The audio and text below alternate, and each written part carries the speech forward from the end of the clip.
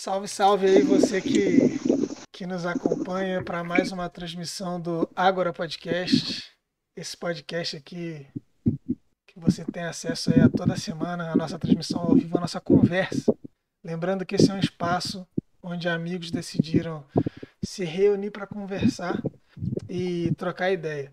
Mas você é muito bem-vindo a participar dessa conversa com a gente. A gente fica feliz de poder transmitir isso e contar com a sua colaboração. E se você já tiver aí, se tiver algum espectador aí no chat, manda um alô aí pra gente, manda uma mensagem pra gente saber que você tá acompanhando e fica à vontade aí para poder comentar, acrescentar, discordar qualquer coisa. A gente vai ler aí, vai sentir prazer e ficar feliz em poder conversar com você através dos comentários. A gente talvez não faça isso no meio da nossa conversa aqui, mas no finalzinho a gente separa sempre esse tempo para poder conversar. Então você é muito bem-vindo a poder compartilhar aí o que você quiser no nosso chat. E hoje temos aqui ao meu lado da visão da casa, presente em todos os episódios aí. Fala aí. Suave. Boa tarde para todo mundo aí. Suave.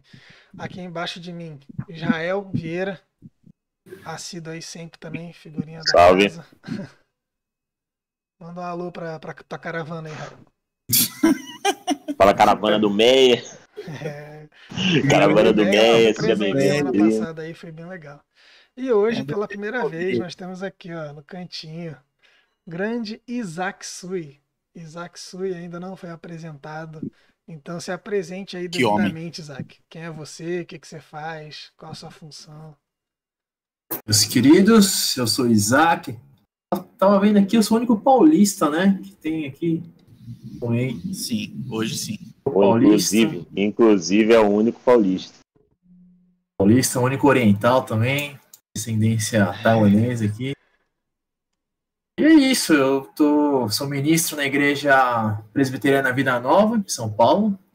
Igreja taiwanesa também. Igreja étnica. Eu estudei com esse pessoal aí.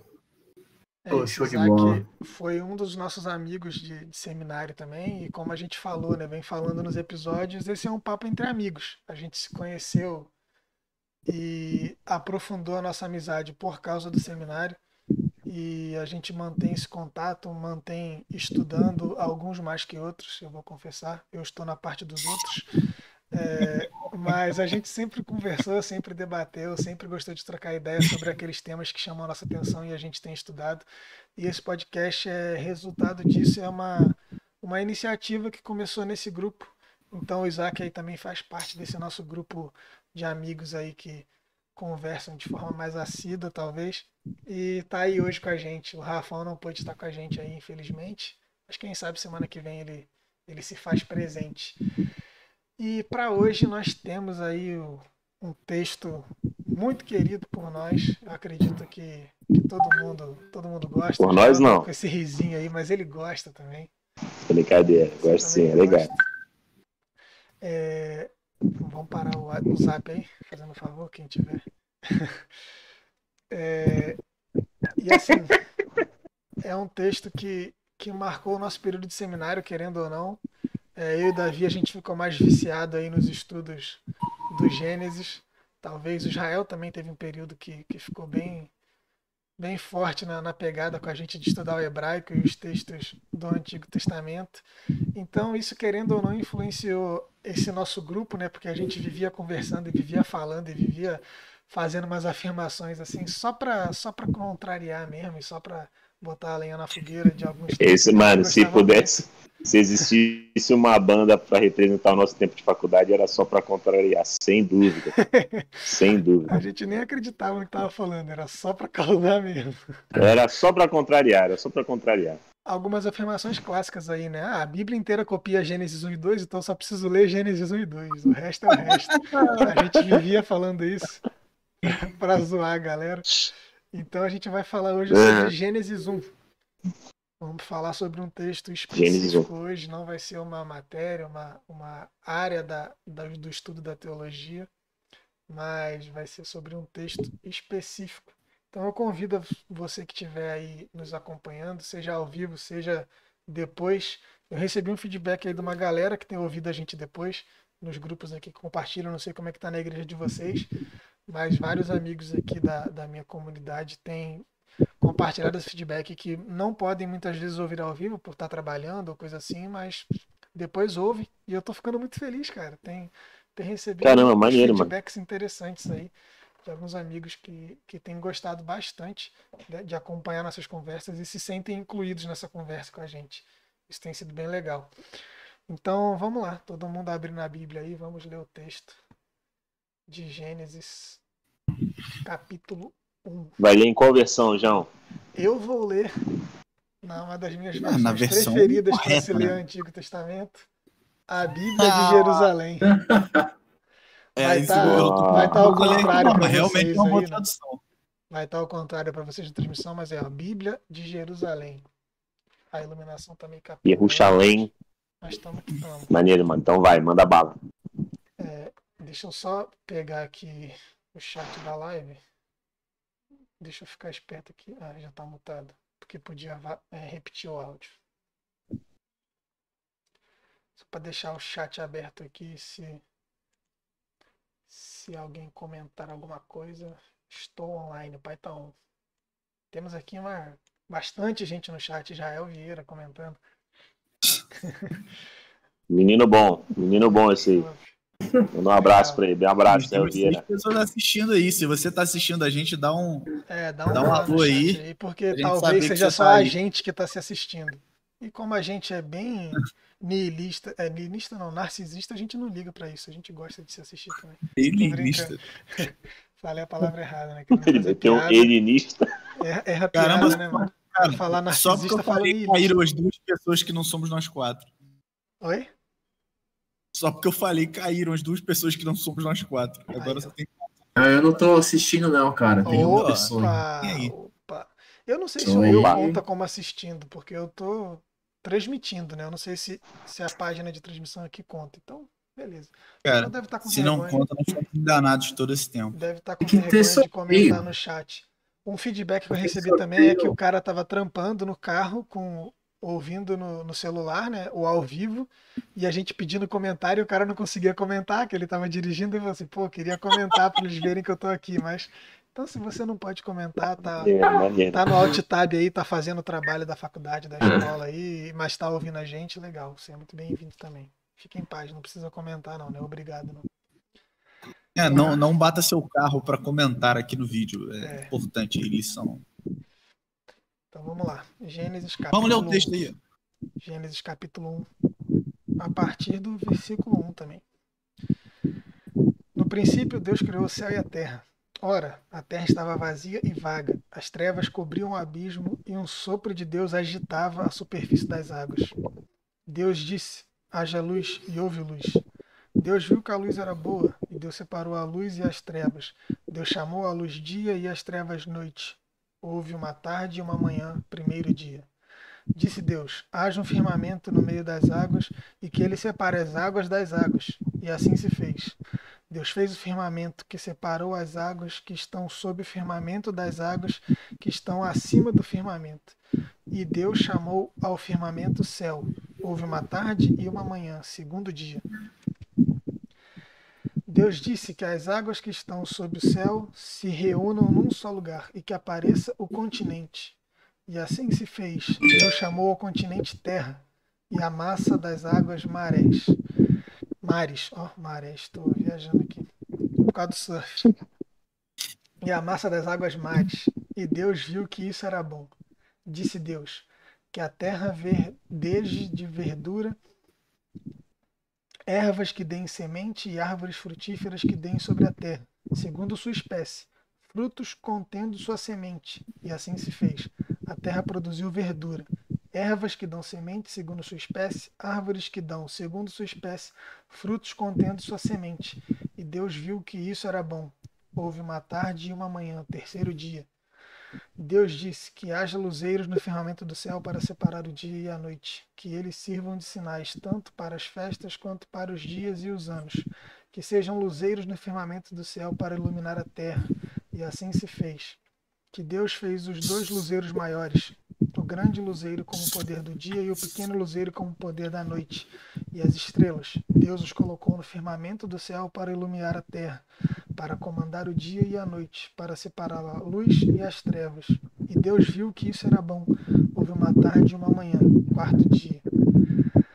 Deus disse: fervilhem as águas um fervilhar de seres vivos e que as aves voem acima da terra, sob o firmamento do céu. E assim se fez. Deus criou as grandes serpentes do mar e todos os seres vivos que rastejam e que fervilham nas águas segundo sua espécie, e as aves aladas segundo sua espécie. E Deus viu que isso era bom. Deus os abençoou e disse: sede fecundos, multiplicai-vos, enchei a água dos mares e que as aves se multipliquem sobre a terra. Houve uma tarde e uma manhã, quinto dia. Deus disse: que a terra produza seres vivos segundo sua espécie, animais domésticos, répteis e feras segundo sua espécie. E assim se fez. Deus fez as feras segundo sua espécie, os animais domésticos segundo a sua espécie, e todos os répteis do solo segundo a sua espécie. E Deus viu que isso era bom. Deus disse: façamos o homem à nossa imagem, como nossa semelhança, e que eles dominem sobre os peixes do mar, as aves do céu, os animais domésticos, todas as feras e todos os répteis que rastejam sobre a terra. Deus criou o homem à sua imagem, a imagem de Deus ele o criou. Homem e mulher ele os criou. Deus os abençoou e lhes disse: sede fecundos, multiplicai-vos, enchei a terra e submetei-a. Dominai sobre os peixes do mar, as aves do céu e todos os animais que rastejam sobre a terra. Deus disse: eu vos dou todas as ervas que dão semente, que estão sobre toda a espécie da terra, e todas as árvores que dão frutos, que dão semente. Isso será vosso alimento. A todas as feras, a todas as aves do céu, a tudo que rasteja sobre a terra e que é animado de vida, eu dou como alimento toda a verdura das plantas. E assim se fez. Deus viu tudo o que tinha feito, era muito bom. Houve uma tarde e uma manhã, sexto dia. Assim foram concluídos os céus e a terra, como todo o seu exército. Esse agora é o capítulo 2, os primeiros versículos, que é a conclusão do capítulo 1. Deus concluiu no sétimo dia a obra que fizera, e no sétimo dia descansou, depois de toda a obra que fizera. Deus abençoou o sétimo dia e o santificou, pois nele descansou depois de toda a sua obra de criação. Essa é a história do céu e da terra quando foram criados. Amém. E aí? É isso. Até semana que vem. Um abraço. Quando o texto é suficiente, né, a gente pode fechar aqui e agradecer. Só agradece. Essa versão é tão boa que eu até me perdia na leitura aqui. Estou acompanhando no NVI. Pô, muito boa. É bem diferente. Essa versão. Mas a Bíblia de Jerusalém é bem boa no Antigo Testamento. Eu acho legal. Acho mais, sei lá, mais pausado, mais repetido algumas palavras. Acho interessante. Mas, eu acho que melhor entender o eu sentido queria dos textos. introduzir, fazendo uma ponte aí, talvez, com o que a gente estava conversando na semana passada e na semana retrasada, que a gente estava falando sobre como a gente se aproxima do texto, né, e a importância que a gente tem que ter ao ler um texto e esse apego pela leitura que a gente tem que ter dos textos das Escrituras. A gente entra num modus operandi aí na nossa vida cristã de achar que a gente conhece tudo que a Bíblia está dizendo, que a gente sabe todos os textos, que a gente tem tudo decorado. A gente cresce sendo ensinado que a gente tem que decorar os textos, né? Então a gente decora os textos e aí não precisa ler mais, a gente já decorou. E algumas coisas vão se formando na nossa cabeça. Então, um exercício que eu gosto de fazer quando eu fui pregar nesse texto é perguntar para as pessoas quando eu ia pregar como que a Bíblia narra a criação de tudo. E aí a pessoa fala: não, Deus criou o mundo em 6 dias, no sétimo ele descansou. No primeiro dia ele criou tal coisa, no segundo tal coisa, no segundo tal coisa, depois ele criou o homem, aí ele vai, tira a costela do homem, faz o homem dormir, cria a mulher e não sei o que, não sei o que. Eu falei: calma, você já está misturando dois textos aí. A gente está falando de Gênesis 1 ou Gênesis 2? Calma aí, qual que você quer trabalhar? Que perspectiva? Porque se for Gênesis 1, ele vai criar o homem e a mulher antes de criar as árvores, antes de criar os animais. E aí a gente precisa separar isso. Então a gente fica com esse imaginário na cabeça e essa ideia na cabeça, e muitas vezes a gente acaba se confundindo. A gente vê aqui que, por exemplo, a passagem clássica de que Deus coloca Adão num sono, tira sua costela e cria a mulher, não está presente nesse texto. E é algo que é fundamental para a narrativa da criação, né? Então a gente começa, por exemplo, você pergunta como Gênesis 1 tá narrando a criação e a pessoa vai responder que Adão foi criado, depois ele dormiu, tirou a costela dele, foi criada Eva e tal. É legal que aqui não tem nome, não fala nome de ninguém, não dá nome para nada. Então a gente quer já começar com essa perspectiva. São textos. Bati no microfone aí, quem está ouvindo a gente aí, desculpa, deve ter dado um barulho aí. São textos aí que já marcam essa diferença quando a gente vai ler. A gente tem na nossa cabeça uma ideia, a gente tem na nossa cabeça algo sobre a narrativa da criação, e a gente vai chegar no texto e vai falar, peraí, mas Gênesis 1 não está falando isso, Gênesis 2 está falando de uma forma diferente. Então a gente já parte dessa perspectiva. A gente tem o texto de Gênesis 1, que é uma narrativa da criação de tudo, assim como a terra e os céus foram criados, como ele mesmo termina. E Gênesis 2, por enquanto, a gente esquece. A gente vai falar hoje de Gênesis 1. E eu quero passar a bola para qualquer um aí que quiser complementar, porque já estou falando bastante, mas eu queria saber para vocês qual que é a primeira ideia que vem na cabeça de vocês, qual que é a ideia talvez mais antiga que vocês têm a respeito desse texto e por que você considera ele um texto importante, um texto legal, um texto bonito, para a gente poder continuar dando ideia ao nosso papo aí e eu não ficar falando sozinho. Ô João, só uma coisa antes de responder a tua pergunta. Eu estava ouvindo o que você estava falando e eu estava lembrando de um vídeo que eu vi há um tempo, de um cara chamado Rômulo Monteiro. Ele é um pastor no Nordeste, enfim, tem alguns vídeos, inclusive, dele pregando em Gênesis, numa perspectiva bem conservadora. É um bom cara, só que tem uma perspectiva completamente diferente. Mas uma coisa ele falou que é muito pertinente e eu acho relevante. Se eu não me engano, foi Lutero que trouxe a ideia de que um texto bíblico explica outro, que é mais difícil. Então a Bíblia explica a própria Bíblia. Só que aí o Rômulo fala no vídeo que um texto explica outro texto. Um texto mais simples explica um texto mais complicado. Em certo sentido, sim. Porque há uma unidade, um diálogo entre os textos bíblicos. Mas, ao mesmo tempo, um outro texto ele não diz o que aquele texto diz. Cada texto diz o que o texto diz.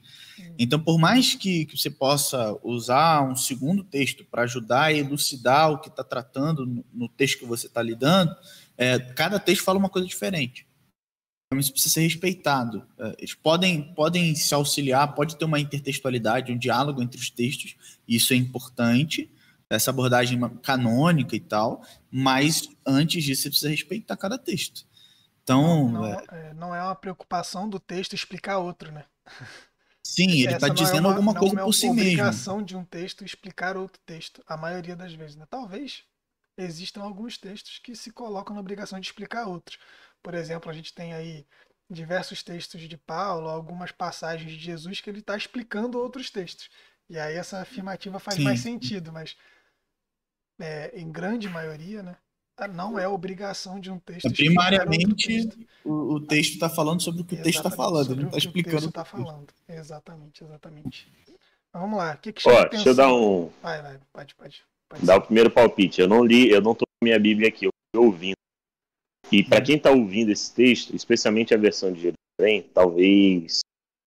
Acho que o primeiro ponto que a gente possa comentar juntos aqui são sobre o padrão das repetições que aparecem. Eu que estava ouvindo, percebi frases muito bem marcadas, e isso é intencional do autor, na imagem do ouve tarde de manhã e disse Deus, ou Deus disse. E disse Deus, ou Deus disse. Uhum. E tem também, além dessa repetição, Deus viu que era bom. Se repete bastante. Então, acho que para esse primeiro relato, acho que o nosso primeiro pontapé inicial acho que foi meio redundante, mas acho que o nosso primeiro pontapé pode ser comentar sobre essas repetições, né, mano? Quais são os insights que a gente organiza ao redor dessas repetições? E aí? O que vocês acham? A gente falou há um tempo, né? Eu não lembro qual que episódio que a gente falou disso, mas não tinha pontuação, não tinha nem vogal no texto hebraico. Então não tinha separação. das palavras e tal, era tudo junto. Então, a forma... de palavra, né? Isso que é bizarro. Então, tipo, a forma de marcar alguma coisa, de pontuar e tal, é a partir das repetições. As repetições são muito importantes nesse texto de Gênesis 1, porque elas têm quebras muito importantes também. Ele está repetindo para dar ênfase, e depois ele quebra essa repetição para chamar atenção para alguma coisa, né? Então isso mostra a delicadeza, o esmero, o esforço de quem está escrevendo para ficar um negócio coeso, bonito, bem linkado, bem encaixado, muito bem arrumadinho, sabe? Então as repetições estão ali, como você falou, né? As repetições são propositais, são intencionais. Elas estão lá para mostrar alguma coisa.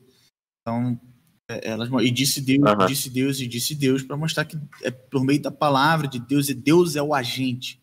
Deus é agente em todos os dias. Deus Deus é quem está trabalhando, Deus é quem está se movimentando. E ele faz isso não por meio de uma guerra ou por alguma coisa do tipo, que era comum, que a gente chama de cosmogonias do Antigo Oriente, mas por meio da sua palavra, da sua ordem. Isso já é um sinal importante. A outra repetição do viu que era bom é quebrado no sexto dia. E depois do sexto dia, Deus não diz que é bom, ele diz que é muito bom. Ou é bom, bonito, belo, enfim, harmônico, da forma que quiser. Qualquer uma dessas palavras tem a mesma ideia, né? Então, Deus viu que era muito bom no sexto dia, no fim do sexto dia. Depois de criar só um dia que ele não gosta tanto, né? Que ele não fala que é bom, que é o quinto, por exemplo. Mas aí, por que ele não gosta, eu não sei. Quando chegar no céu, pergunta pra Deus. Por que o quinto você não viu que era bom? Aí o autor, não, cara, então eu tava na maior pressa escrevendo lá, acabou que eu esqueci. Mas faltou espaço na linha. Faltou espaço na linha ali do papiro ali. E aí não deu pra completar a frase. Mas mano, eu acho que num certo sentido... Opa, pode falar, Davi. Manda bala. E tem a outra quebra, que acho que a gente fala depois, mas é a quebra do ovo tarde de manhã também, né? Porque só tem um dia que não tem um ovo tarde de manhã. Que é o sábado. O que isso significa, né, mano? Porque é uma quebra explícita também. Vamos chegar lá, calma. Vamos por parte. Vamos devagar. Vamos do começo do texto e a gente vai desenrolando. Fique aí ligadinho com a gente. Até o fim do texto.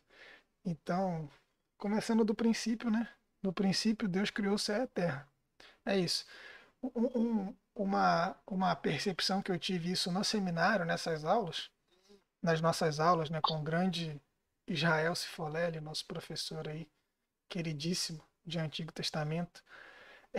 Eu não lembro se foi algo que ele falou, mas eu lembro que foi uma percepção que eu tive, eu até conversei com ele depois sobre isso, é que o texto já abre de cara dizendo que Deus criou o céu e terra, ponto. Então parece assim, Deus, no princípio criou Deus os céus e a terra. Eu não preciso narrar mais nada para você, ele criou, pronto, acabou, tá aqui, tá criado. Tipo, ele cria de uma forma muito simples e muito rápida. No princípio criou Deus os céus e a terra, ponto. Tá criado, a terra tá criada, o céu tá criado, é isso aí, ó. Aí o cara vai, mas a terra estava vazia. Então, ele dá uma diferenciada, né? Ele criou o céu e a terra. Você queria saber quem criou, então? Foi Deus que criou. Ponto, ele criou. Só que a terra estava sem forma e vazia, alguns textos aqui, vazia e vaga. As trevas cobriam o abismo e tal. Então ele abre um parênteses para poder explicar como que essa terra estava criada a partir da primeira criação de Deus. Então parece que ele criou antes dele começar a criar as outras coisas narradas aqui. Então, na visão bíblica, né, ele criou lá a pizza dele com a abóbada de vidro em cima, né, com aquele domozinho, aquela tampa. Hoje a gente sabe que é uma esfera, né, uma bola. O pessoal fala, né? A gente sabe. Então, o legal é que você vai chegar para um cara e vai falar assim, a terra é redonda, né? Aí o pessoal fala, mas a pizza também é redonda e é plana. Então ela é esférica, vamos aí, esférica. Com os pontos achatados, geóide. Então, ele criou essa terra redonda, coberta de água, o céu já estabelecido, então aí a gente tem uma compreensão maior que talvez nessa perspectiva do autor ele esteja falando de todo o universo, né, de como o universo funciona, porque a gente olha para cima é céu, mas a gente sabe que não acaba aqui no azul, né? Não acaba no domo. Então toda a extensão do universo aí, toda a complexidade, o texto não se propõe também a ser um relato científico, uma experiência científica, então ele não está nem aí se ele está falando algo que é testável e comprovado cientificamente, se a gente pode fazer experimentos e testar se isso aqui é verdade ou não. Não é a preocupação desse texto, mas é algo que chama muita atenção. O ato de criação divina é simples. No princípio criou Deus os céus e a terra. Pronto, está criado, está resolvido. Você não queria saber quem fez? Deus criou. Pronto. Tá aí, resolvido. Acho que indo na mesma linha que você falou, João, você perguntou qual que era a primeira impressão, né, quando você lê esse texto. E para mim, é o absurdo, cara. Esse texto está falando de um absurdo muito grande. Às vezes a gente fica muito nessa, né? De, nossa, como será que aconteceu? Foi assim, tenho certeza que foi assim, foi assado e tal. Mas para mim, assim, cara, o absurdo aconteceu, cara. A maneira como aconteceu, eu acho que ela não é tão importante assim, né? Pelo menos para mim, na minha percepção, quando eu leio isso, cara, eu vejo que o Deus da criação é um cara que faz... De cara já faz um absurdo de... Opa. Terminou de falar, Isaac? Acho que pra mim foi um corte rápido. Não, sim, na hora, né? Essa impressão que eu tive é uma narrativa absurda, totalmente sobrenatural, né, cara? Totalmente absurda, cara. Sim, cara. Fora do comum. Bem, eu não tenho muito a acrescentar sobre essa primeira linha, como, por exemplo, Edson Nunes, né? Que tem uma pregação de 50 minutos só nos 2 primeiros versos aí. Impressionante. Mas eu acho que uma marca de todo esse poema inicial é o ritmo. Quando eu fui ensinar, né, pregar ao redor de Gênesis para a minha comunidade, eu tentei imaginar o livro de Gênesis como um cenário no qual existe a harmonia do viver, tá ligado? Em que sentido? É quase como se o ser humano ele não fosse dar certo fora do espaço que Deus está ornamentando ali. O ser humano não dá certo fora das dinâmicas que acontecem e embalam toda a criação. Então, por exemplo, na poesia mesmo você repara que existe um ritmo muito bem cadenciado da parte de Deus. Ele não faz tudo em um dia. Essa é a pergunta que eu fico me fazendo. Por que Deus, sendo todo poderoso, não fez tudo de uma vez só? Vomitou a arte logo de plum. Sim. Por que ele cadenciou? Por que teve dia a dia? Eu, particularmente, falaria na reunião de criação: Deus, tá meio superfaturada essa obra aí, ou tá levando muito tempo isso aí, porque, meu amigo, você tem poder aí, tem recurso, tem material para fazer no estado e vai levar 7 dias. Então, eu acho que isso já é um grande... ou talvez uma grande marca desse cenário, né, no qual Deus insere o ser humano, que é o ponto máximo da criação. Ele é o grande cenário assim para a humanidade. Existe um ritmo. O ser humano não sobrevive sem um ritmo. Eu acho que, como eu sou pastor, não sou um exegeta profundo da Bíblia, não sou um hebraísta, eu vou me considerar nessas pastorais. E para mim essa é uma delas. Ser humano sem ritmo é ser humano que está fora do bem viver. Esse aí foi o primeiro insight. Fala aí, João. Vocês já pregaram em Gênesis assim? Com essa facilidade? Todo mundo já pregou em Gênesis? Cara, eu preguei uma vez só. Pastoral não, Eu preguei uma vez só. E não sei se prego de novo. Daqui a alguns tempos ainda. Demoraria um tempo mais. Mas preguei só uma vez. Você já pregou, Isaac? Gênesis, exatamente o 1, só especificamente. Você pregou o quê? Gênesis 1, 2 e 3, é isso? 1, 2 e 3, um panorama mais geral. Mas assim, eu Salmo 1 nunca. Não, eu tive a experiência de pregar aqui esse ano. Gênesis 1, só Gênesis 1. E foi bem diferente, porque eu não sei vocês, mas eu acho que tenho certeza que eu nunca tinha ouvido ninguém pregar em Gênesis 1. Aí eu até fui procurar e tal, na internet você encontra, mas assim, é muito pouco e geralmente o cara esquece de Gênesis 1. Ele usa Gênesis 1, mas fala de tudo quanto é outro texto da Bíblia, mas não fala de Gênesis 1. Mas foi bem interessante, eu acho que é muito difícil as pessoas pregarem e exporem Gênesis, né? Parece que tá pronto, tá interpretado. Então, Gênesis está lá para dizer que Deus criou e Big Bang é mentira e que evolucionismo é coisa de ateu e tal, e tá tudo certo, segue a vida. Mas uma coisa que eu acho pertinente, inclusive por isso levantar, é que, assim como todo texto bíblico, o texto de Gênesis é importante lembrar, especialmente ele, que ele é escrito dentro da perspectiva do autor, então, do autor humano. Então, naquele período, é o que a gente falou na semana passada, eu acho, o texto não pode significar o que nunca significou para os seus ouvintes primeiros e para o seu autor. Então, quando a gente joga ideias nossas sobre o texto, por exemplo, científicas e tudo mais, a gente faz uma violência contra o texto. Quando a gente lê o texto cientificamente, a gente simplesmente abandona a nossa tarefa de interpretar, abandonou o texto. Porque ciência não é algo que existia no Antigo Oriente, independente de como você date Gênesis, você data desde Moisés e tal, você data mais posteriormente, no exílio e tal, não interessa. Ciência não existia. Então, independente disso, não tem como você jogar a ciência para cima do texto. Não da forma como existe hoje, né? Existia a ciência do período existia deles, da forma deles de pensar, de refletir a vida. Apropriar o nosso método científico hoje naquilo aí não faz muito sentido. Sim.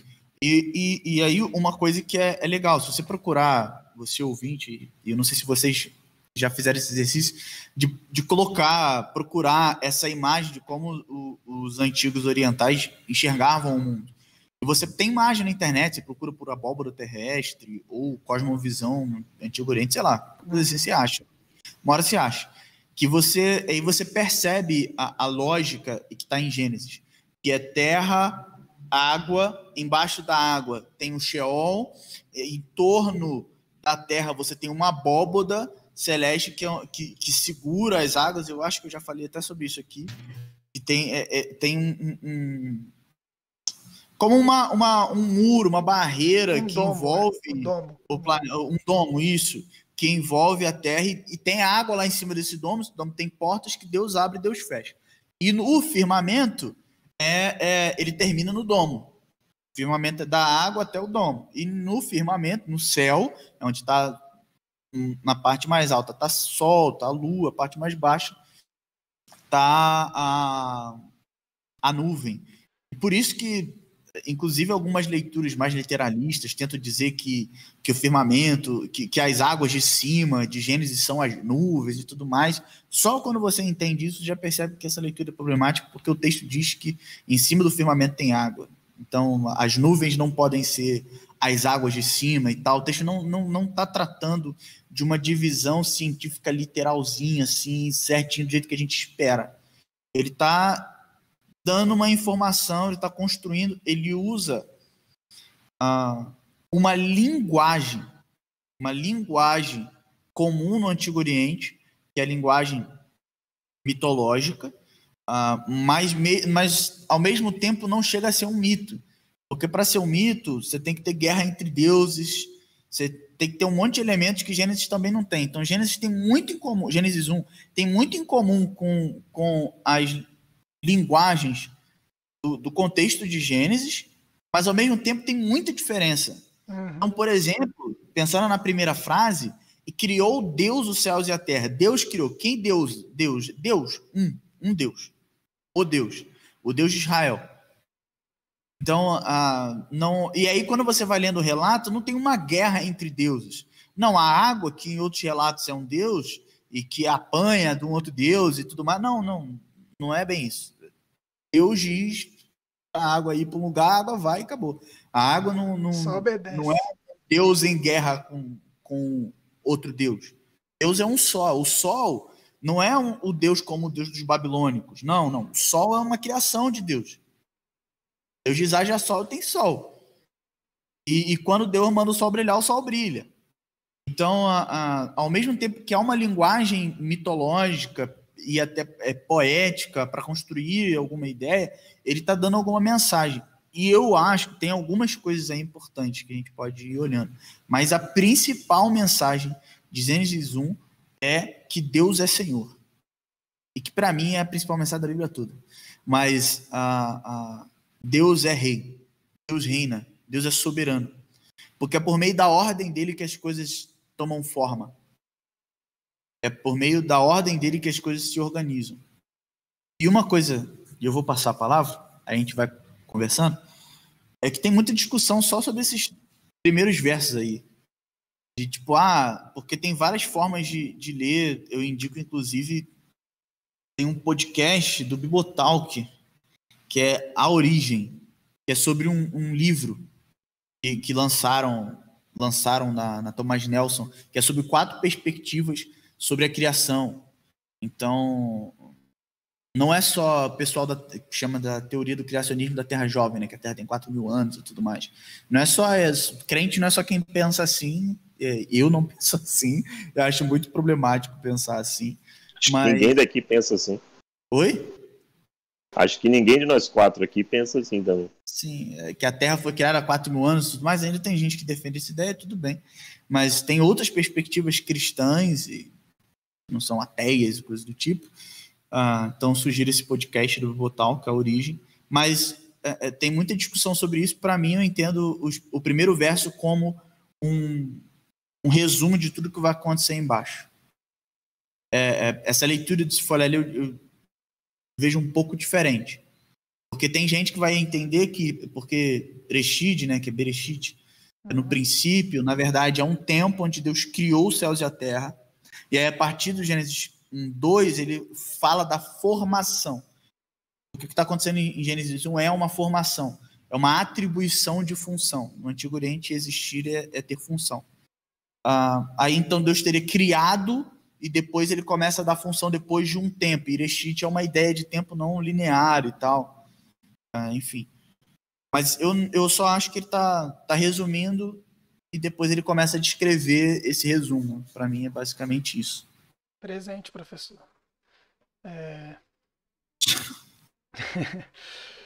Cara, eu falando aí a partir dessa perspectiva, eu acho que é interessante pensar que a ideia para mim que traz dessa narrativa, e aí talvez alinhando o que o Davi falou com o que o Israel trouxe, da necessidade de Deus fazer as coisas cadenciadas, né? Para mim, essa introdução e esse primeiro versículo, ele dá a ideia de que Deus é poderoso para fazer no estalo, sem precisar demandar tempo, sem precisar demandar esforço, sem precisar mandar nada. No princípio criou Deus os céus e a terra, é uma coisa imediata, que já conta para você, já te dá um spoiler, né? Já te diz o final. No final o texto vai terminar, né? Essa é a história do céu e da terra quando foram criados. Então começa com no princípio criou Deus os céus e a terra e no final termina. Essa é a história do céu e da terra quando foram criados. Então ele tá falando na primeira frase do texto a mesma coisa que ele fala na última. Então ele já tá te dando spoiler. Ó, no princípio criou Deus os céus e a terra. Então assim, na soberania de Deus, atrelado ao que o Davi puxou, e esse assunto de fato fica claro nesse texto, é isso. Deus é soberano, Deus é poderoso. Deus decidiu criar tudo por causa da sua própria existência, por causa da sua própria natureza. A natureza de Deus é criativa, então ele cria, e ele cria sem esforço. Mas ele cria de uma certa forma, e é narrado de uma certa maneira, para enaltecer pontos específicos e deixar claro alguma coisa que esse texto quer passar para a gente. E aí, voltando só um pouquinho nesse ponto que uma vez eu me peguei conversando aí sobre esse texto. Deixa eu só dar uma aumentada um pouquinho na minha voz aqui, que falaram que minha voz está baixa. Meu computador acabou a bateria, não sei quem tá no chat, não. Temos aí... Se tiver alguém do meio, me avisa aí pra dar uns... Matheus Ramos aí aceitou minhas desculpas quando eu disse que eu dei uma paulada no microfone. Então, obrigado por ter aceitado minhas desculpas. Aí o Leon aí tá presente aí também, falando que minha voz tá baixa. Bom, deu uma aumentada aqui. Não sei se vai melhorar, mas vamos tentar falar mais alto também. Mas bom, uma perspectiva e a forma como eu estava tendo essa conversa foi a respeito da necessidade que a gente tem historicamente de apenas usar esse texto como uma forma de defender o criacionismo. A gente foi acostumado a fazer isso, como você falou, né? Dificilmente eu ouço pregação em Gênesis 1.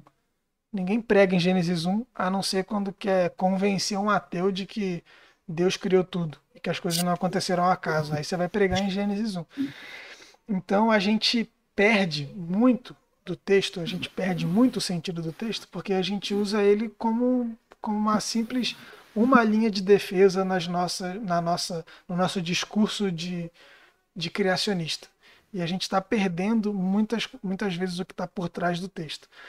Eu não sei como que a gente vai lidar com isso aí, mas já são quase 6 horas, né? A gente também tem a nossa limitação de tempo aí, cada um individualmente, a gente vai mantendo a nossa conversa. Mas acredito aqui que todo mundo lembra dessas aulas e das importâncias que o texto dá na sua própria estrutura em hebraico, como a gente vê que todos os versículos começam com a letra Vav. Não sei aí quem lembra disso. Nosso grandíssimo Cifolelli também ensinou isso pra gente. Cara, eu não tenho vergonha aqui em dizer que eu aprendi isso com ele, eu não percebi isso sozinho. Seria bizarro falar isso. Todo mundo sabe aqui que a gente aprendeu muito com esse cara e isso é algo que marcou e que fica muito claro no texto quando a gente presta atenção, inclusive na própria estrutura em português, a gente tem uma leveza a partir disso. Não tão claro quanto no hebraico, mas sempre o Vav está relacionado a uma ação, né, no hebraico, e o único versículo que ele não está relacionado, não está seguido de uma ação. Então, por exemplo, a letra Vav, que é E, seguido de uma ação. E disse Deus, e disse Deus, e disse Deus, e fez Deus. Então, ele vem sempre nessa estrutura do texto. No versículo 2 e a terra estava sem forma e vazia. Ele usa o mesmo Vav, mas ele não é seguido de uma ação, ele é seguido substantivo. Aí eu sou péssimo em português, vocês me ajudam. Não faço ideia. Sim, a terra é substantivo. Então, ele traz essa perspectiva. Ele quer trazer a sua atenção para a terra e mostrar a importância que a terra tem. A importância que a terra tem pro Criador, a importância que a terra tem na história que esse Criador tá conduzindo, a forma como ele conduz todas as coisas e como de fato essa terra é importante. E a gente precisa olhar para esse texto e perceber que a importância do texto está na terra. A terra é algo extremamente importante. E Davi tá balançando muita cabeça, quer complementar, né, Davi? Solta o verbo. A terra é o único personagem que age além de Deus em Gênesis 1. A terra é co-criadora com Deus em Gênesis 1. Deus diz para a terra criar. E a terra age. Em Gênesis 1, nenhum homem age. Em Gênesis 1, Deus dá ordem ao homem, mas o homem não age, o homem não fala, ser humano, né? Mas a terra age, a terra cria. Deus cria e a terra cria também, junto com Deus. A terra é um personagem muito importante. Um cara que a gente cita muito, que é o Edson Nunes Júnior, essa é a tese de doutorado dele, inclusive, você consegue em qualquer lugar na internet, aí você bota no Google, Edson Nunes Júnior, doutorado, sei lá, tem, que ele, é o doutorado dele na USP, que é a terra como personagem em Gênesis de 1 a 9. Então a terra é o único personagem além de Deus em Gênesis 1 que age, que atua, e é co-criadora com Deus. Isso, a terra é bem relevante. É extremamente importante. A gente não está falando da terra aqui como terra seca, né? Como porção seca, como ele vai narrar mais para frente. Mas a terra como esse todo que precede a criação. A criação não, a organização das coisas. A ordenança das coisas. Não sei aí, Davi, se... Porque ele diz, criou Deus os céus e a terra. Ora, a terra estava vazia e vaga. Então, essa terra, antes de ter coisas, é como se fosse... O algo existente co-criador. A gente está falando de terra, de pó da terra, né? De barro, de solo, como vai vir depois. Mas a terra como toda a sua concepção.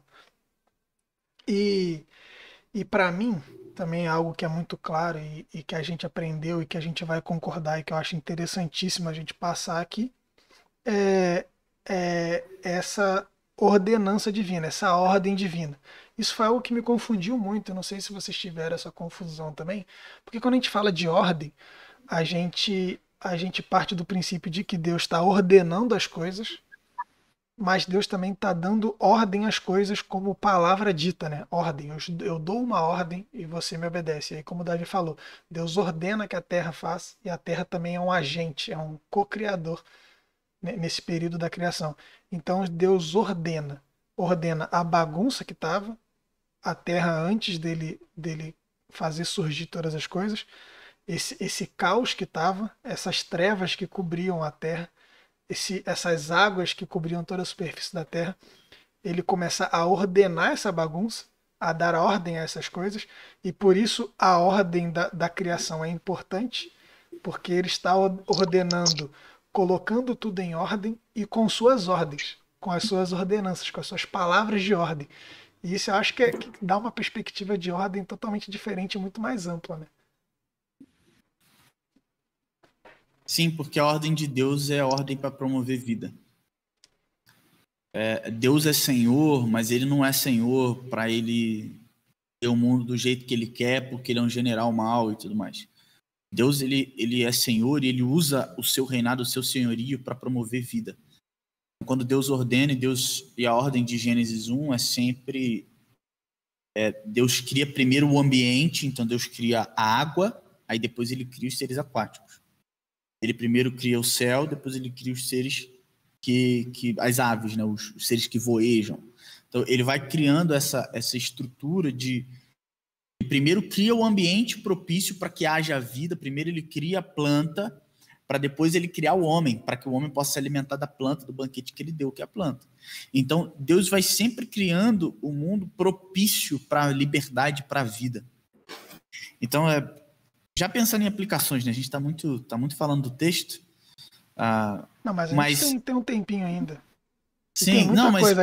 A gente tá até agora basicamente no hino 2. Então.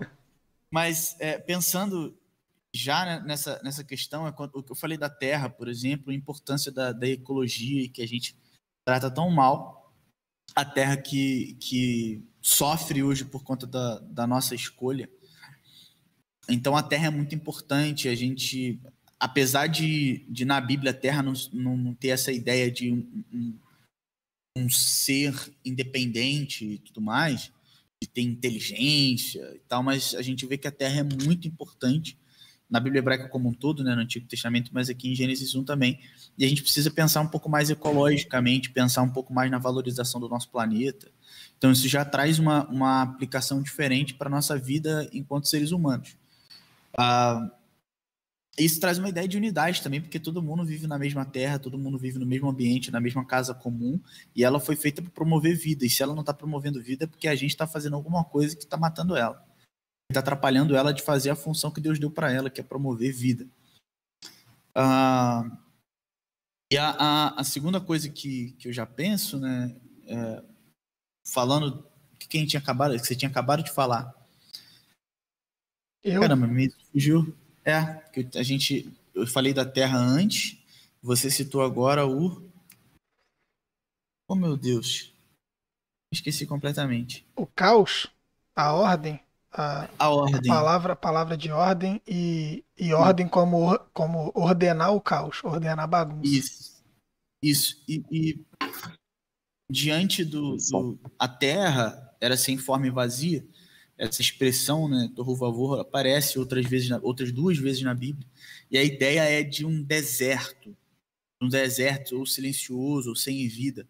Isso traz mais uma vez a questão que Deus viu um lugar destruído, devastado, e Deus ordenou e tornou o caos em cosmo, em harmonia, em beleza, em organização.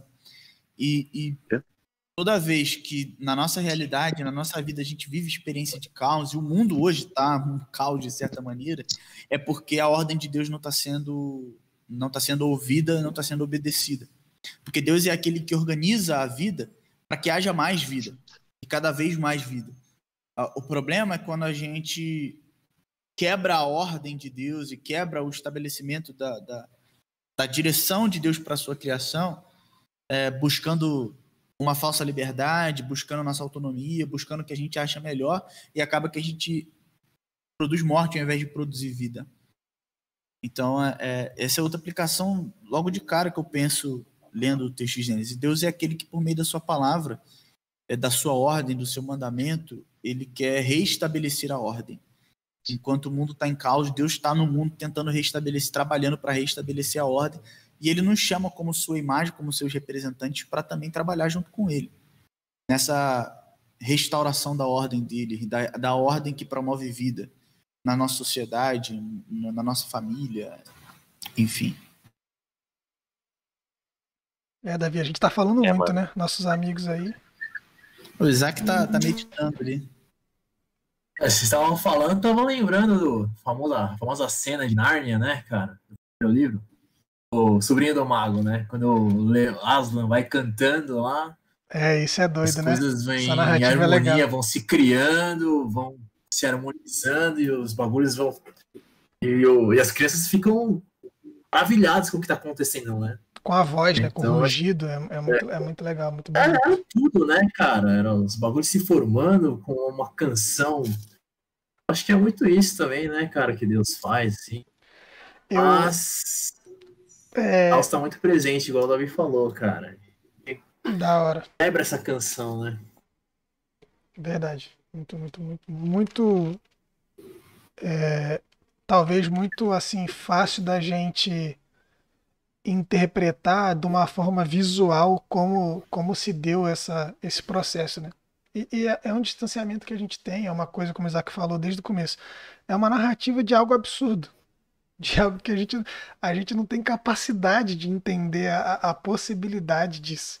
A gente não tem condições de compreender como isso acontece. É extremamente absurdo. Você imagina um cara escrevendo isso na época que ele escreveu, a compreensão que ele tinha de mundo, a forma como ele enxergava as suas limitações. E, por exemplo, o seu próprio espaço geográfico no planeta era reduzido. Não se tinham descoberto todos os continentes ainda. Ele vivia num espaço de terra muito pequeno. Então isso é algo extremamente interessante. Mas... Ô, João, uma outra coisa que eu acho interessante, a gente tá jogando, né? Botando tipo numa sacola todos os insights. A gente tá só botando e a gente não vai concluir nada não, essa é a ideia. É que eu acho que eu acho muito natural a forma como esse poema narra a criação do ser humano como homem e mulher. Tem um versículo que fala, a imagem e semelhança de Deus o criou, homem o criou, homem e mulher o criou. É quase como se fosse bem natural, né, mano? Fosse bem, tipo assim, quase como se um pressuposto participativo do próprio autor, assim. Ele criou homem e mulher.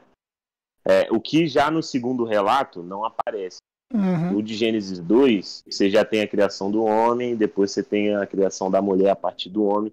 Nesse você já tem incluído ali essa porção. E aí, mais uma vez, né? Foi a única vez e última, acredito eu, pelos próximos tempos, que eu vou pregar em Gênesis, em especial em Gênesis 1, é sobre essa ideia, pensando no cenário. De fato, a humanidade ela tem em si essa necessidade do outro, né? Por isso que essa personalidade corporativa ela é muito marcante do contexto do Antigo Oriente. Essa ideia de indivíduo é mais nossa, ocidental e moderna, do que dos caras da Bíblia, né? É bem natural a pertença a outro como forma de, tipo assim, saúde de viver, tá ligado? Não é à toa que eu acho que todo mundo já reparou isso nesse texto, né? O homem não estava só, de fato, quando Deus fala não é bom que o homem esteja só, pulando rapidamente para o Gênesis 2. Porque o homem tinha a companhia de Deus, mas ele precisa de um correspondente como ele, no caso uma mulher, ele precisa dessa troca para que esteja num cenário de bem viver. Então eu acho muito interessante nesse primeiro capítulo essa narração da criação do ser humano como homem e mulher quase que naturalmente. Não existe uma ideia divorciada da criação do homem, depois a mulher se deriva do homem, não. Criou o homem sem mais semelhança, criou, pum. Passa para mim uma ideia de assim, ele fala isso de uma forma natural, que é só óbvio. Tipo assim, Deus criou o homem. Homem e mulher os criou. Tipo, Né? não é óbvio pra você que É óbvio. o homem precisa de companhia? Homem e mulher, tipo, pra você não é óbvio? Cria mulher, tem que ter homem. Cria homem, tem que ter mulher. Isso pra você não tá claro? Tipo, tanto Uhum. que ele não perde muito tempo falando isso nessa narrativa, né? Deus criou o homem. A sua imagem e semelhança, homem e mulher os criou. Pronto, é isso, tá resolvido. Não tem porquê. Aí, eu fiz uma pregação também num culto de quarta-feira aqui há bastante tempo atrás, que aí eu trabalhei essa perspectiva da criação da humanidade de Gênesis 1, 2 e 3.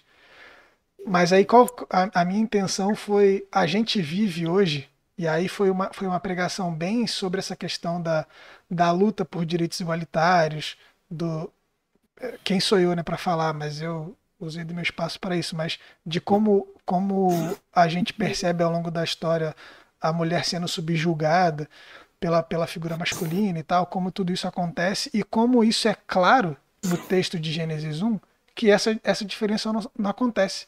O autor não se preocupa em dar diferença na criação dos dois, o autor trata os dois da mesma maneira e a gente trabalha nesse texto como da perspectiva da perfeição da criação. Se Deus criou tudo perfeito, dessa forma harmônica e natural, que os dois sejam em pé de igualdade criado ao mesmo tempo, porque os dois são extremamente importantes e os dois precisam viver em harmonia.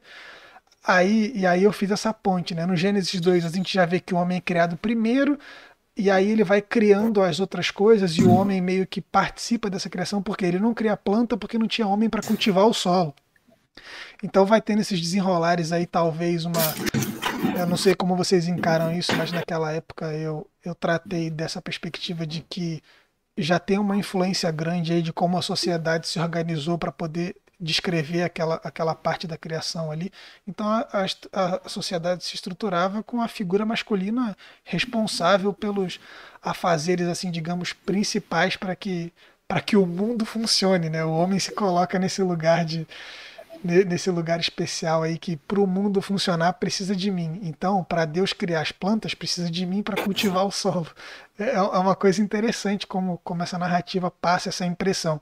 No Gênesis 3 é a realidade que a gente já vive hoje, né? Eu preguei ao contrário, eu preguei de Gênesis 3, Gênesis 2, Gênesis 1. Meus pontos foram ao contrário, porque a gente parte da realidade que a gente está hoje, que é a desigualdade, a desunião, o homem subjugar a mulher, e que é a nossa realidade, Gênesis 3. Está presente pós-pecado. E aí você vai voltando, né? Gênesis 2 já é um pouco diferente. Pô, o homem fica encantado com a criação da mulher. Agora sim, essa é osso dos meus ossos, carne da minha carne, apaixonado. Mas ainda há uma diferença entre os dois. Eles ainda se colocam em pé de desigualdade. No 1 é a perfeição da criação. Os dois estão extremamente prontos. Foi essa narrativa que eu trouxe. Rapaz, não, Rob Bell. João Rob Bell. Ele é o nosso Robel. Gostei, cara. Putz, já tem uma segunda pregação em Gênesis. Se eu quiser, eu já tenho uma segunda pregação. Foi um insight que eu tive. Pregar em Gênesis. Culto jovem. Irmãos, Gênesis 3, 2 e 1. Tipo assim, eu também assim, não sei dizer e eu não tenho claro na minha cabeça assim, se eu tirei de algum lugar, se foi uma referência que eu li em algum lugar, eu não me lembro disso. Eu lembro que foi Espírito Santo. Foi um pensamento e uma coisa que eu tive lendo esses textos e vocês sabem aí, eu e o Davi, a gente gastou muito tempo lendo aí Gênesis 1, 2 e 3, a gente gostava muito desses textos. Então, cara, foram coisas que vieram à minha mente assim nessa percepção. E nesse culto foi um culto com menos pessoas, um culto durante a semana, assim, na igreja, então foi um bate-papo. Eu falei até 50 minutos, perdi totalmente o controle da hora, assim. Foi uma parada bem engraçada. Mas João, isso aí é muito legal. Pode falar, pô. Foi mal, desculpa. Não, eu queria complementar essa sua ideia. Eu te chamei de João Robel porque ele faz uma dessas perguntas, né, mano?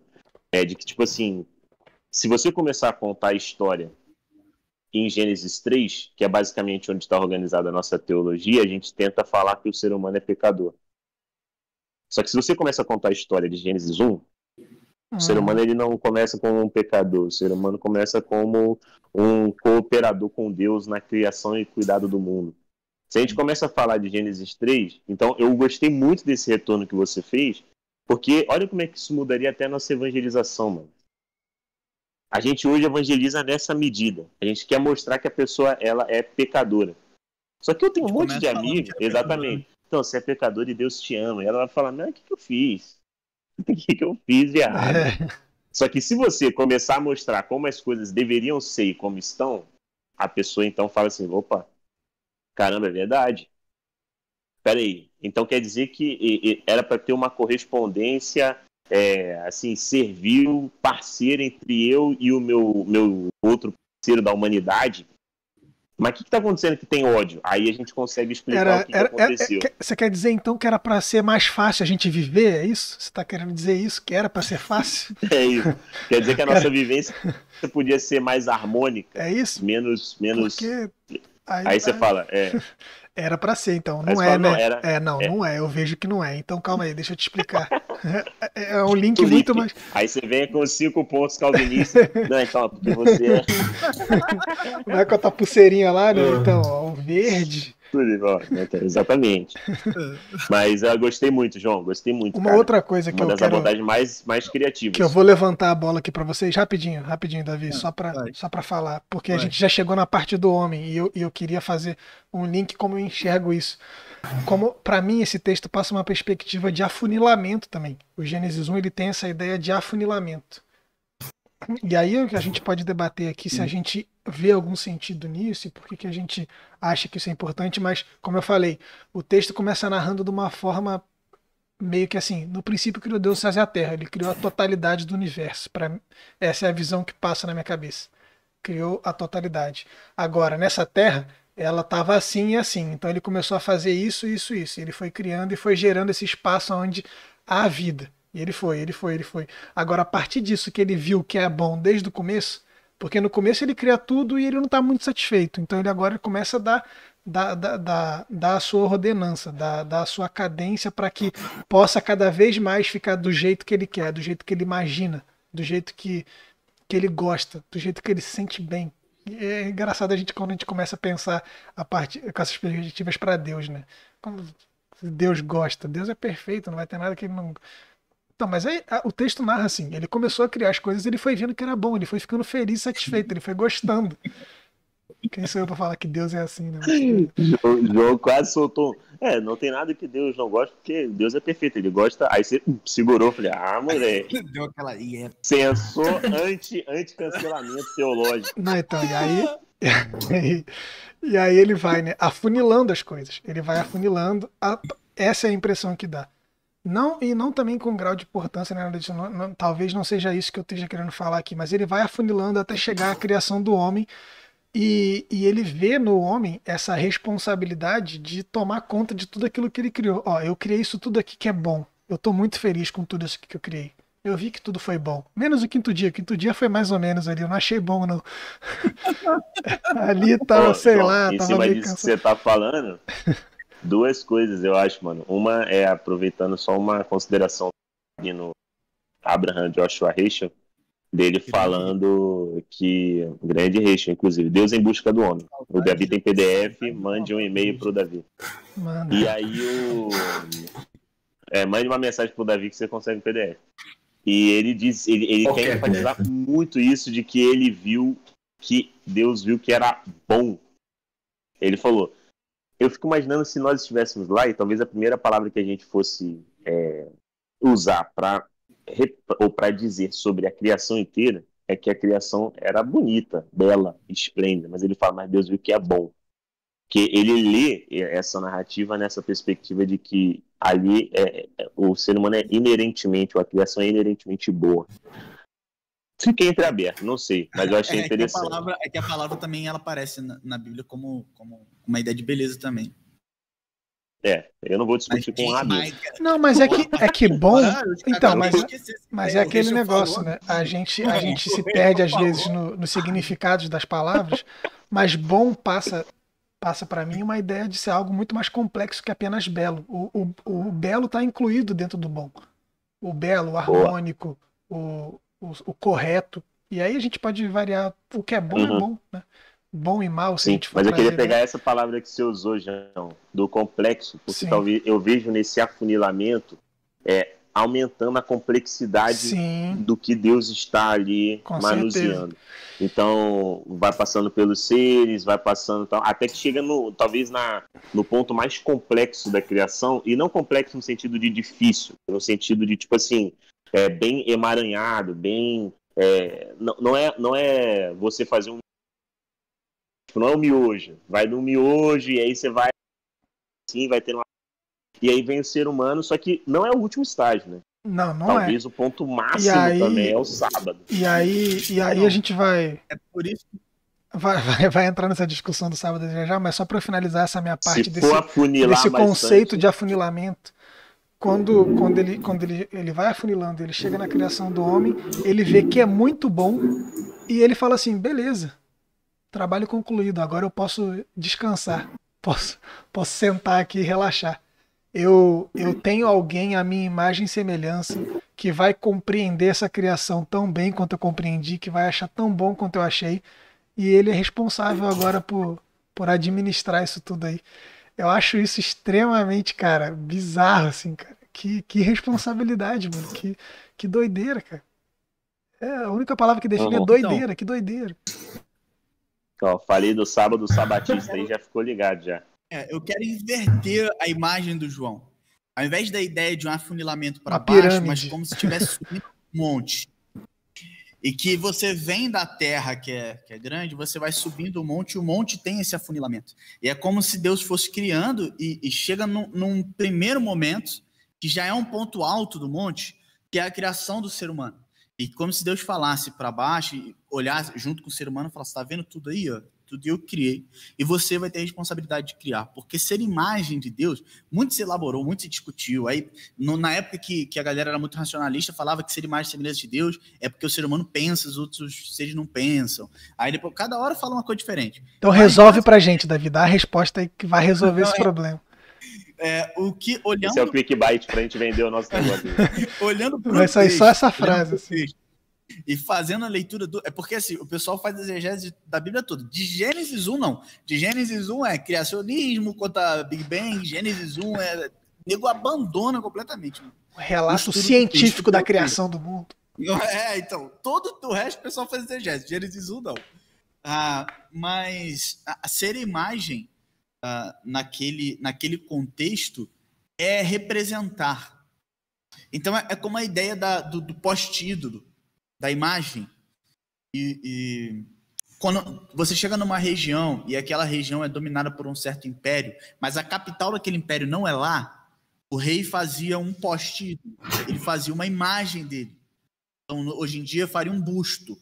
E dizia, essa terra aqui pertence a fulano.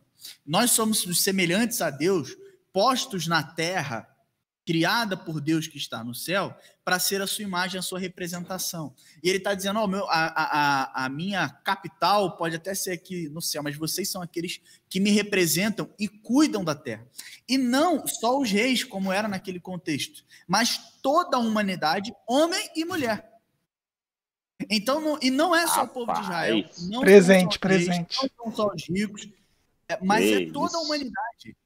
Não, é toda a humanidade, não são só algumas pessoas. Deus está dizendo para a humanidade, olha, eu coloquei a minha imagem em vocês. Quem olhar para vocês vai me enxergar, porque vocês me representam e cuidem desse lugar como se fossem de vocês. Porque eu coloquei vocês aí. E a ideia de Tselem, que é a imagem, né? Tselem Demut, imagem e semelhança, é a ideia de sombra. É como eu estou falando aqui, a minha mão está aqui na frente, mas na minha camisa está aparecendo a minha sombra. E Deus é a realidade, Deus é a mão. Meu pastor, antigamente, ele tinha uma imagem que era legal, que ele virou até brincadeira na minha igreja há muito tempo atrás, que ele falava que Deus é a mão e nós somos a luva. E hoje isso tem um significado muito, muito melhor para mim. E a ideia é Deus é a realidade, Deus é a mão e nós somos a sombra. Nós somos aqueles que quem olha para nós precisa enxergar a Deus, e a gente foi colocado por Deus no mundo para representá-lo e para cuidar, para ser seus corregentes, seus embaixadores, seus príncipes e princesas na criação. Por isso ele dá a ordem de dominar sobre a terra, para multiplicar e tudo mais. Mas, como eu falei do monte, O monte tem como se fosse uma pausa, ele consegue parar, e Deus olha, fala que é muito bom, e a humanidade está lá em cima, mas o cume do monte ainda não chegou. O cume do monte está um pouco mais acima. Então tá bom, Deus criou a humanidade, Deus olhou para baixo e falou, tá vendo, tá tudo criado, tá tudo muito bonito, mas vamos subir mais um pouco. Porque o objetivo da criação, a criação não é para você, a criação é para mim. O sábado é o cume do monte. O sábado é a ruptura da ordem que o autor vai fazendo, ele não vê que é bom, ele não vê que é muito bom. O muito bom é depois que cria a humanidade, está tudo muito bem criado. Tudo criado é muito bom. Mas o sábado é a ruptura disso. Deus não está mais criando. Deus parou seu ato criativo, e aí o templo, Rachel, o templo que Deus cria não é um lugar, mas é no templo. Deus cria um templo no templo para desfrutar da criação junto com a criação. E quando a gente olha isso... Esse menino é bom, né? Quando a gente vê, a gente estuda para isso, né? Ô Davi, só antes de você continuar esse pedaço aí, eu trouxe justamente essa imagem, e aí eu trouxe da Afunilamento, trouxe do monte. Abandona a minha imagem da Afunilamento, o monte é muito melhor como metáfora. Não, mas a ideia é essa. Entendeu? Hoje você tá garantido. É um afunilamento invertido. É isso aí. É uma pirâmide. Um monte. E é extremamente interessante se a gente olha. Aqui pra mim tá bom. Aqui também parece que tá na hora. Eu recebi uma notificação aqui dizendo que caiu, mas já acho que não. Bom, enfim. Quando a gente vai vendo esse monte sendo criado e esse cume chegando, a gente chega na criação do homem e para. É exatamente por isso que eu estava trazendo essa figura. A gente chega na criação do homem e fala, tá vendo? Deus viu que era muito bom. E Deus disse para o homem, você agora vai... qual que é a palavra mesmo? Você domina. Agora você domina sobre toda a criação. E a gente começa, tá vendo aí? Ó? Por isso que a gente tem mesmo que explorar e a gente tem que não sei o quê. E a gente não está entendendo a responsabilidade. Só que o Davi tá chegando lá. O cume não chegou, a gente achou que chegou, mas a gente não chegou no cume. A criação e o texto de Gênesis 1 não acaba na criação do homem. O homem é a última obra criada de Deus no último dia e ele detém responsabilidades. E aí a gente vai entender que o domínio é uma outra palavra significada nesse contexto que não tem nada a ver com subjugar, com explorar, com destruir, com acabar, com qualquer esse tipo de coisa, de ideia que a gente tem de domínio. Eu domino você, ó, você está aqui debaixo do meu controle. Não, a gente não tem que ter o controle de nada. Deus nos encheu de responsabilidade com aquilo que é do controle dele, com aquilo que é a obra dele. E a gente vê que ao longo da nossa história como humanidade, a gente está totalmente perdido nessa servidão, porque a gente para antes de chegar no topo do cume. O morro, o monte não acabou. A gente parou aí no homem, achando que a gente é a coisa mais importante de todas. Mas a importância do texto não é a gente. A gente não é o foco principal. A gente não é o lugar onde Deus quer chegar com essa narrativa e com toda a criação. E aí o Davi continua aí. O foco não é a gente. O problema é que a gente deixa de se enxergar como sombra e passa a se enxergar como realidade, como mão. A gente para de se enxergar como embaixador, embaixatriz e passa a se enxergar como rei. Aí é B.O. E para mim é o que está acontecendo em Gênesis 3. Então, quando a gente para aí na narrativa, a gente não percebe a grandiosidade do que está acontecendo. Porque sim, há algo de muito especial na humanidade. Há algo de muito especial no ser humano. Mas o sétimo dia é o sábado. Não é o dia que Deus criou o ser humano. Mas é o dia que Deus separou para ele. E o 7 é muito importante. É o número da perfeição e da completude, da abundância. Então, é o sétimo dia que é o mais importante. A grande ruptura é o sétimo. O cume do monte é o dia do descanso de Deus. E a gente pensa no sétimo dia como Deus se deitando, nossa, cansei, vou dar uma relaxada. Mas o lugar do descanso de Deus, quando você vai lendo como isso vai aparecendo no Antigo Testamento, o estrado dos pés de Deus, ou o lugar onde Deus descansa. Davi fala que vai construir uma casa de descanso para Deus. É o templo. O templo é o lugar do descanso de Deus. E essa, a imagem, se você ler Êxodo 25 e diante, a construção do tabernáculo, né, antes do templo, a construção do tabernáculo, você vai ver que muito se parece com Gênesis 1. Na verdade, muitos teólogos enxergam Gênesis 1 como uma narrativa metafórica para tratar sobre a criação do templo, sobre a construção do templo e tudo mais. Mas o que é importante para a gente é que o templo, o lugar onde Deus descansa é o templo. E o templo de Deus em Gênesis, e aqui no caso já no início de Gênesis 2, é o templo. Deus estabelece o seu templo no templo. Ele descansa no sábado, no 7º dia, quando tudo está pleno. Mas só que tudo só é pleno se é para Deus. Se você ler Êxodo, livro que Israel gosta, Êxodo capítulo 25, Opa. Quando Deus está começando a falar sobre a construção do tabernáculo, olha o que diz no verso 8 em diante. E farão um santuário para mim, e eu habitarei no meio deles. Façam tudo como eu lhes mostrar, conforme o modelo do tabernáculo e de cada utensílio. Por que eu estou lendo esse texto? É como se Deus dissesse assim para a humanidade: separem esse dia para mim, e eu tabernacularei com vocês, e eu habitarei com vocês, e eu viverei com vocês. E o desejo de Deus é que esse tempo da sua criação, habitando, coabitando com ele, desfrutando da presença dele, seja sem fim, porque não tem tarde de manhã no 7º dia. O 7º dia é um dia sem fim. Então, e Jesus é aquele, e aí vamos para o Novo Testamento, João, ele diz que Jesus é aquele que vem tabernacular entre os seres humanos, vem habitar. Em Jesus Cristo, Jesus vem trazer o resgate da criação, o resgate dessa coabitação, dessa presença, dessa comunhão, que a partir de Gênesis 3 a gente foi perdendo. Então, isso é muito importante. Deus é o ápice.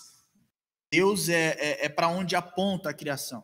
Gênesis 1 está aqui para dizer que Deus é o criador de todas as coisas, Deus é Senhor de todas as coisas, e por isso ele dá a lei, por isso ele escolhe Israel, por isso olhando para Gênesis 1, dentro da narrativa de Gênesis, dentro da narrativa de Êxodo, do Pentateuco, do Antigo Testamento, todas essas coisas que Deus fala, que Deus faz e tal, só fazem sentido porque existe Gênesis 1, porque Deus é criador e Deus é Senhor de todas as coisas.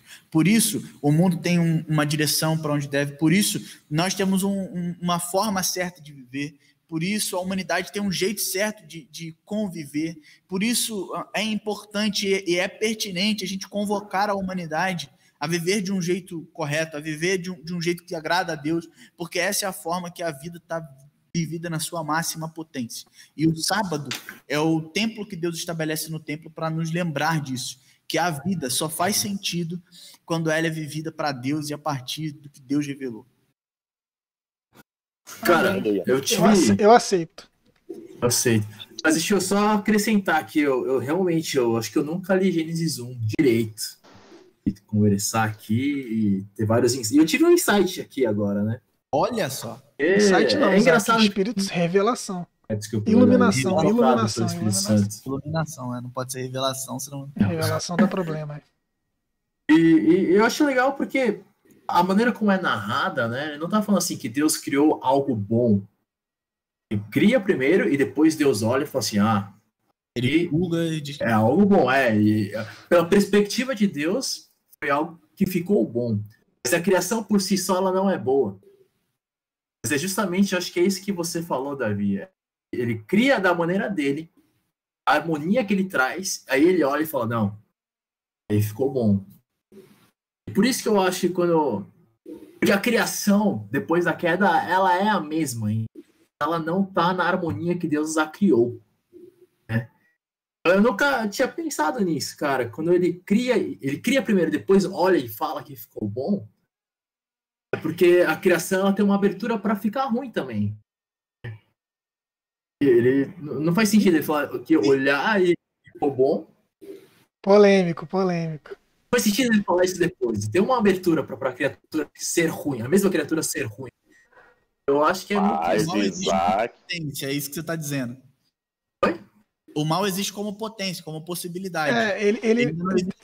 Só tô entendendo o que o Isaac tá dizendo. Deus não se propõe assim, vou criar algo bom aqui, rapidinho, ó. Vou criar algo bom, ó, fica olhando. Não, ele cria. Depois ele fala assim, ficou exatamente. bom. Podia não ter ficado? É. Poderia não ter ficado. Poderia. Há essa possibilidade, como potência.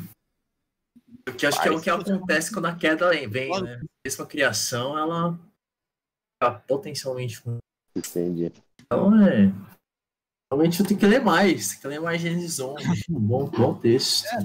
Ô, Isaac, isso faz muito sentido, cara, porque hoje em dia se fala menos de queda em Gênesis 3, porque queda é um termo que vem de Agostinho, né, e tal, e vem muito da teologia sistemática. Mas quando você vai olhar para a teologia bíblica, por exemplo, você não vê essa imagem de queda no Antigo Testamento. Ninguém refere a Gênesis 3 falando que ali começou a maldade. Não tem muito isso. Essa ideia de que o ser humano nasce muito mal e tal. Hoje se fala muito de ruptura. Então tem tudo a ver com o que você está falando. Por isso que eu falei a grande questão é quebrar a ordem.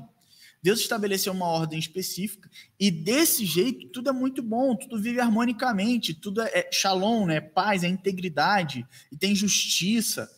Mas quando há uma ruptura da ordem de Deus, e aí por isso a questão da idolatria, a gente deixa de se enxergar como imagem, como sombra, como representação, e a gente quer estabelecer a nossa própria ordem, aí a maldade passa a existir, a maldade toma lugar, e a gente sabe que o caminho da maldade é cada vez pior. Aí sim, em vez de ser um monte subindo, é um abismo descendo. Então a gente se mata, como a história de Caim e Abel, a gente usa das pessoas como Lameque, enfim. A maldade só cresce. Como a gente vai ver lá, o texto de Noé, Deus viu que a maldade cresceu de forma desenfreada, então a maldade só vai crescendo. O caos vai voltando, né? Isso que o Isaac falou, é lógico que essa possibilidade a gente fala que é polêmico, e muita gente vai falar, vocês são os hereges dizendo que Deus pode criar algo ruim, vocês estão malucos, não sei o quê. Mas não é uma coisa que a gente olha. O próprio texto de Gênesis fala, no princípio criou Deus os céus e a terra. Essa terra era um caos, essa terra era desordenada, essa terra era uma bagunça, essa terra não tinha vida, essa terra era um deserto, era desolada, essa terra. Então, assim, Deus tinha criado algo que estava completamente em desordem. A gente ia olhar e falar assim, Deus, isso aqui não tá bom não, dá uma caprichada aí, olha a bagunça que tá isso aqui. Então, assim, a possibilidade da maldade presente desde a criação, a gente não precisa nem também decorrer muito nesse tema aí. Se a gente for entrar na natureza de Deus, que bem e mal em Deus coexistem harmoniosamente e ele não tem um problema com isso, a gente que tem, porque a gente tende para mal, a gente vai dar um outro programa aqui e a gente precisa encerrar, né? Mas vamos aí para nossas conclusões finais, eu acredito. Vamos dar uma palavrinha aí para cada um falar e agora a gente fala mais concluindo aí qualquer coisa. Eu gostaria que talvez a gente concluísse com como esse texto consegue ser relevante para você hoje. Como você olha ele e como isso é importante para você. Por que esse texto é importante para você hoje? Por que esse texto aí que está narrando algo que aconteceu há muitos anos anteriores, a gente não vai dar nenhuma data aí, mas aconteceu faz muito tempo. Como isso é importante, o que isso tem a ver comigo agora? O que isso quer dizer para mim hoje, em 2020, nesse mundo que a gente está vivendo? E a galera do chat aí também, se você quiser comentar aí, essa é a oportunidade que a gente vai mandar um salve para vocês aí. Pô, eu tô vendo aqui que tem uma galera, sai e entra alguns, outros vão e voltam e tal. Então, se você tá aí, pode escrever aí pra gente, escreve. A gente vai dar um salve aí. Manda aí também se você tem alguma consideração desse texto. Vamos lá, vamos em ordem aí. Da visão primeiro. Eu ia falar aí. Israel? Foi mal. Perdão, deixa eu falar, deixa os dois falarem por último aí. Já que vocês dois então vamos na ordem invertida. Vai Israel primeiro, vai. Vai do mais simples, da base da montanha pro cume. Na conversa aqui. A base é muito maior, você tá ligado, né? Muito mais. Ai, meu Deus. Mas, mano, eu acho que esse texto ele é relevante para mim porque ele me lembra essa ideia. Assim como um ator só é ator se estiver no cenário, o ser humano só é ser humano se estiver dentro desse ordenamento de Deus. Se você vê um ator falando as linhas, por exemplo, do filme, só que ele está numa sala de estar com você, você não vai entender que aquilo ali, no mínimo que vai acontecer é você ver que tem um cara perdido do seu contexto. Agora, se você insere esse cara no cenário, então, pois bem, esse texto para mim coloca o ser humano num cenário onde a sua humanidade, onde a harmonia ela consegue entrar e ser comunicada. E, em especial, queria enfatizar a imagem do ritmo. Existe uma cadência, esse texto ele cadencia. Deus ele não é alguém apressado que faz tudo de uma vez. Deus ele não tem problema em cadenciar e ritmar a sua atividade. E hoje o que a gente vê é um mundo sem ritmo. Por exemplo, a era digital ela atravessou a gente nessas dimensões, né? Você não tem tempo em que você não esteja trabalhando, não tem tempo em que você não esteja em atividade. Você não tem mais percepção de que o tempo está passando. O Byung-Chul Han ele tem uma imagem muito interessante disso, que ele diz que antes, quando você revelava a foto ficava amarelada, a foto ela perdia a coloração, a foto ganhava manchas do tempo, e isso fazia com que aquele objeto ele lembrasse a você de que existe um tempo passando, existe a sua vida está passando. Hoje, você olha uma foto e ela permanece na mesma qualidade que você tirou, se você tirou ela 5 anos atrás, 10 anos atrás. E daqui a 20 anos, daqui para frente, as nossas fotos vão ter a mesma qualidade. E ele traz essa imagem para dizer assim, nós perdemos a dimensão do ritmo, da cadência,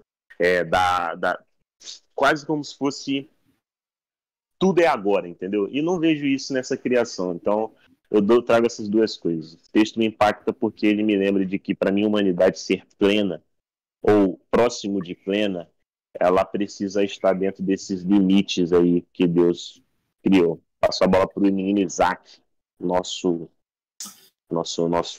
estrangeiro em terras planas. Então, eu acho que eu não falei no começo, mas eu estou estudando psicologia, né? Eu vou fazer um link aqui com o que o Israel falou. Que isso? Ele falou, né? Deus é todo poderoso, por que ele não criou tudo de uma vez, né? O cara demorou lá 6 dias para se cansar no 7. A minha lição é o seguinte, já é pregação de domingo, já. Assim, Deus tem poder, mas ele valoriza o processo. Deus tem poder, mas ele valoriza o processo. Não, posta no Stories aí, galerinha. Vaca roxa, uau! Não, eu tô brincando. Animal, Isaac. Obrigado. Mas dá uma pregação isso aí. Demais, é exatamente isso. O que, pra mim, eu acho que me tocou bastante aqui nessa conversa é entender, assim, né? Muitas vezes a gente acha que se tornar cristão é só fazer aquela oração clichê lá, né? Aceitar Jesus Cristo Salvador.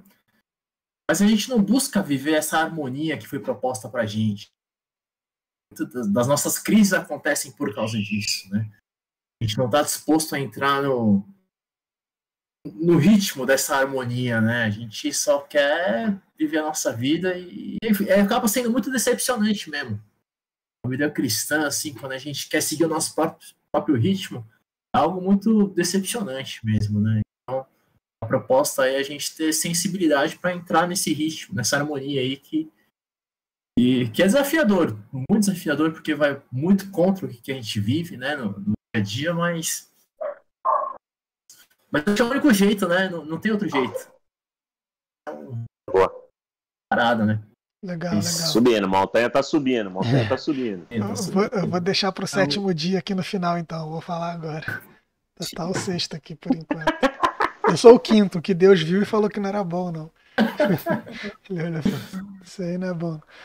Mas, cara, uma ideia que me passa, e tenho passado recentemente, esse texto, eu acho que ele é extremamente importante por tudo isso que a gente discutiu e o que fica registrado aqui e marcado. As coisas têm lugar, as coisas têm propósito. Como o Davi falou, existir é... Como que você usou? Existir é função. Você existir é você ter uma função. Certo? Então, o texto deixa isso bem claro. Nós temos uma função como humanidade. Esse texto hoje fala mais comigo a partir disso. A humanidade tem uma função, tem uma responsabilidade. A gente trata alguns textos da cultura judaica e a gente fala assim, como esses fariseus são arrogantes, como esses judeus são arrogantes, né? Israel, eu lembro que a gente estava falando disso daí de uma oração polêmica aí de judeu, mas aí você vai ver uma explicação de judeu, ele fala: não, eu não falo isso com arrogância, eu falo isso porque eu entendo que eu tenho muito mais responsabilidade. É, não vamos entrar aí na explicação disso, mas o judeu ele tem essa visão. Muitas vezes ele passa a ideia de arrogante, mas ele diz que esse entendimento que ele tem da pessoa dele não é arrogante, mas é porque ele sabe que ele tem uma responsabilidade muito maior. E esse texto passa isso para mim.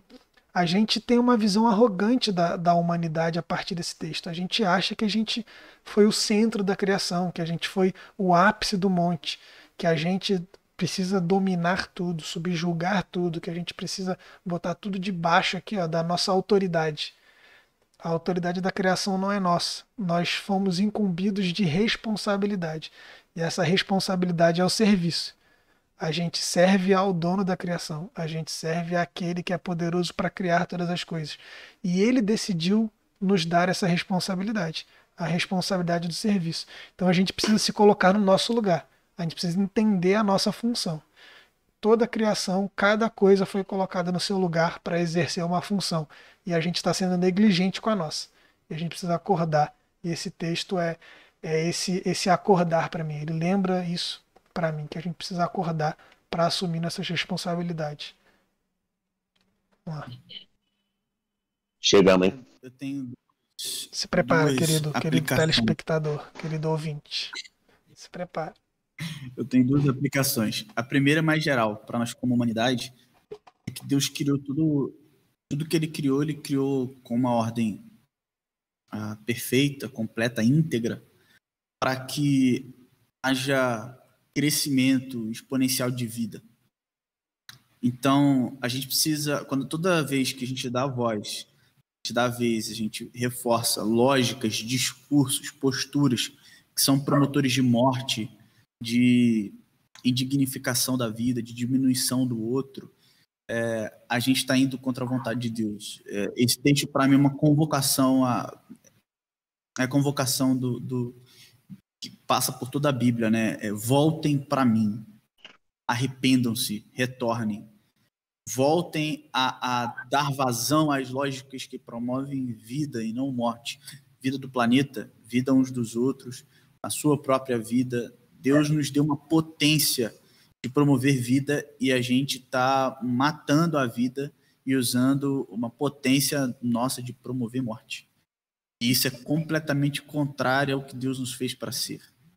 Completamente contrário. Deus é Senhor do universo e Ele é o Senhor da vida. E Ele quer que a vida seja vivida na sua máxima potência. Isso é uma convocação para nós, para o nosso engajamento.